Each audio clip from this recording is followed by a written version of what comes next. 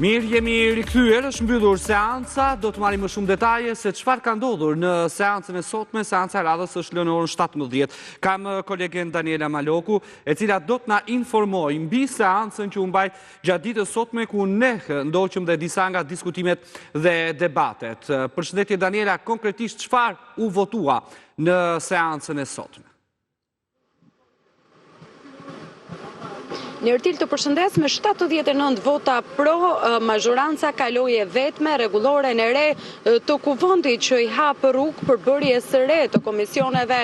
parlamentare të përhershme, 7 prej të cilave do drejtohen nga mazhoranca dhe vetëm 4 prej tyre, duke përjashtuar komisionin e integrimit, do të drejtohen nga ana e opozitës. Opozita në fakt veçanërisht për shkak se i është hequr nga duart komisioni i integrimit e ka konsideruar përbërjen e re të komisioneve parlamentare të përhershme dhe ndryshimin e kësaj përbërje pra e ka konsideruar si një shkelje të kushtetutës, pikërisht futjen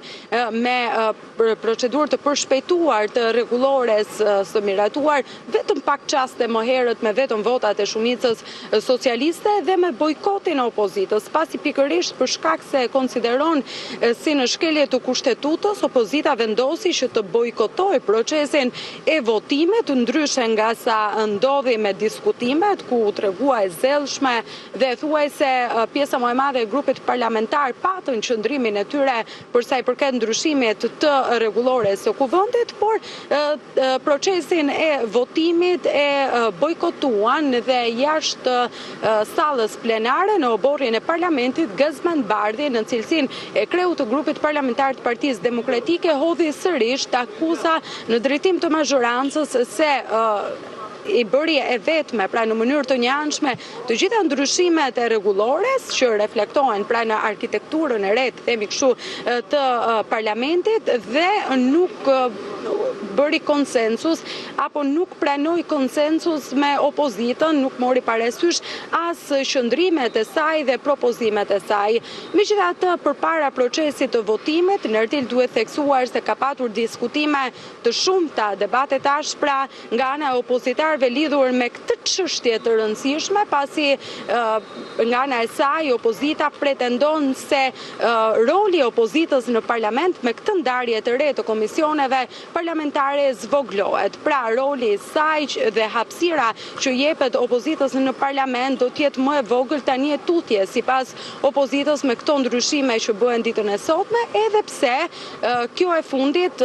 paralelisht tashmë ka nisur edhe një mbledhje të grupit parlamentar të Partisë Demokratike, ku do të përcaktoj gjithsesi